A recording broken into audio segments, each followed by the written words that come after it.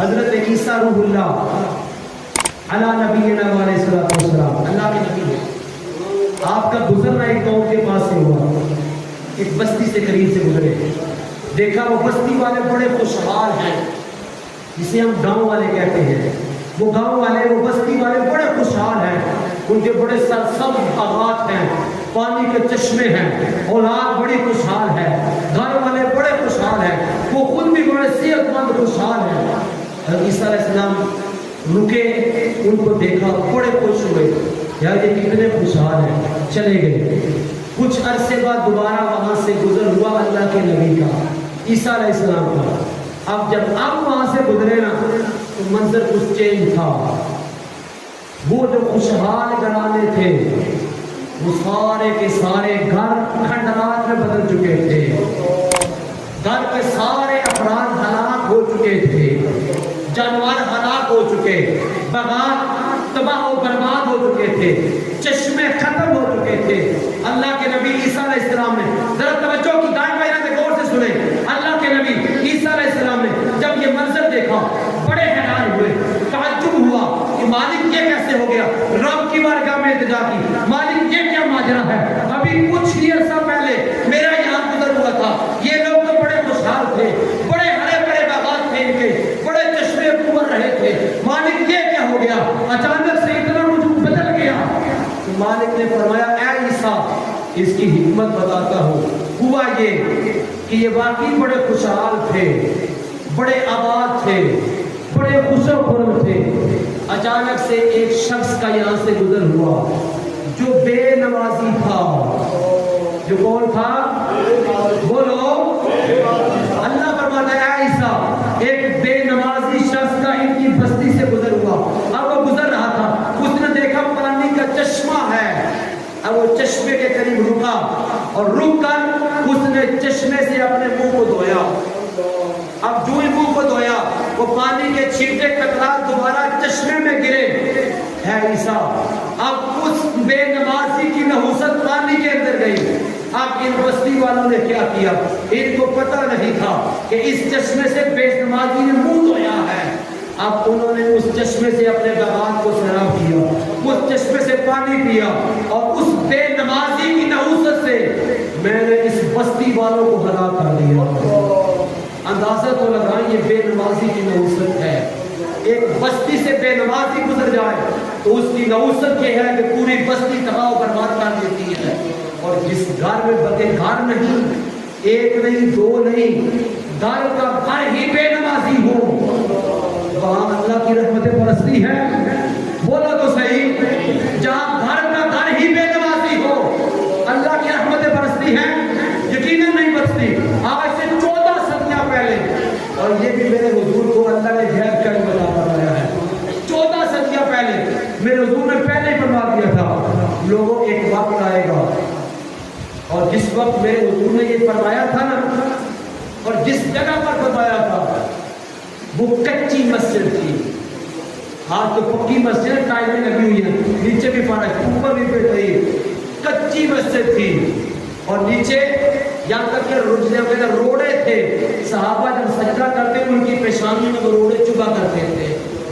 یعنی اتنا غربت کا عالم تھا. کچی مساجد تھی لیکن نمازی پکے تھے.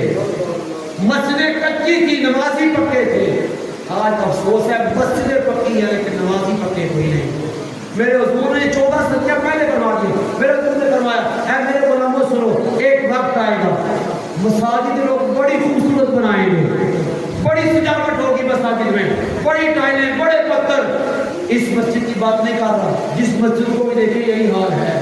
ہر مسجد میں قیمتی پتھر، ہر مسجد میں بہترین قالین بچھا ہوا ہے، ہر مسجد کی سجاوٹ اعلیٰ سے اعلیٰ، دروازے قیمتی سے قیمتی، اسپیکر قیمتی سے قیمتی، ہر چیز بڑی اعلیٰ.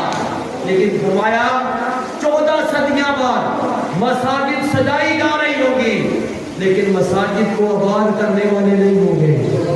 کیا آج ہم اگر غور کریں تو حضور کا فرمان پورا نہیں ہو رہا کہ مسجدوں کی یہ حالت بتاتی نہیں ہے کہ ہمارے کرتوت ہیں.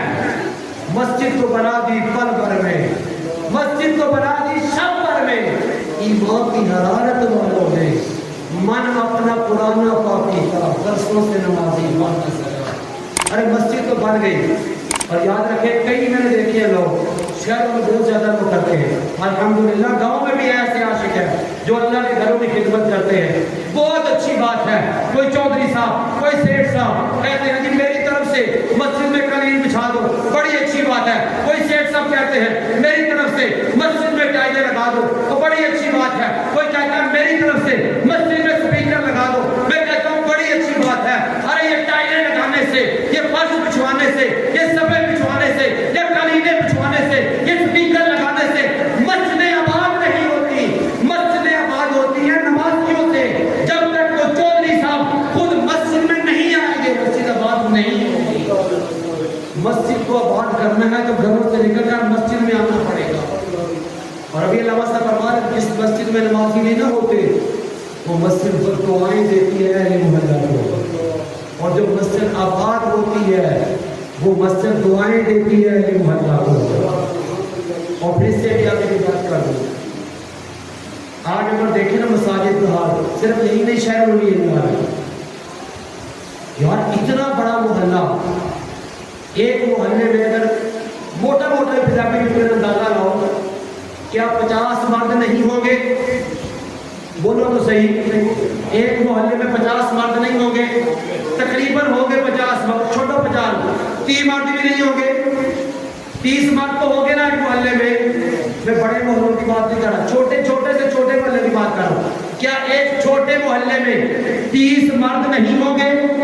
اور فجر کی اذان ہوتی ہے، اس کے بعد امام صاحب، حافظ صاحب یا کوئی بھی مسجد میں صدا لگاتا ہے حی علی الصلاۃ، آؤ نماز کی طرف، حی علی الفلاح، آؤ فلاح کی طرف، آؤ کامیابی کی طرف۔ اور ہمارے گاؤں میں تو الحمدللہ حافظ صاحب بھی صدائے لگانے ہوتے ہیں، یہ بزرگ بھی صبح فجر ٹائم صدائے لگانے ہوتے ہیں اور اللہ کے بندوں کو اٹھانے ہوتے ہیں۔ ارے اٹھ جاؤ، آج راضی کر لو اپنے رب کو، کل وہ مانے گا نہیں، آج منا لو۔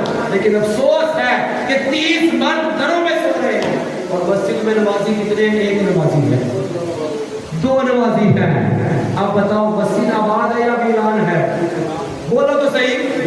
اچھا اس سے بھی تھوڑی آگے بات کروں، آپ چوک پہ دیکھ لیں، چوراہے پہ دیکھ لیں، جہاں بیٹھکیں بنی ہوتی ہے وہاں دیکھ لیں۔ ہمارے اس علاقے میں کہاں ہے مجھے نہیں پتا، جہاں پر 2 یار اکٹھے ہو کر بیٹھتے ہیں وہ کہاں ہے مجھے نہیں پتا۔ اس چوک پہ دیکھ لیں، اس چوراہے پہ دیکھ لیں، 10 15 20 نوجوان، صحت مند نوجوان وہاں بیٹھ کر تاش تو کھیل رہے ہوں گے، لیکن نماز کی صلاح آتی ہے حی علی الصلاۃ، نماز کی طرف نہیں آئیں گے۔ ارے تاش کے لیے تیرے پاس ٹائم ہے، اللہ کے لیے ٹائم نہیں ہے۔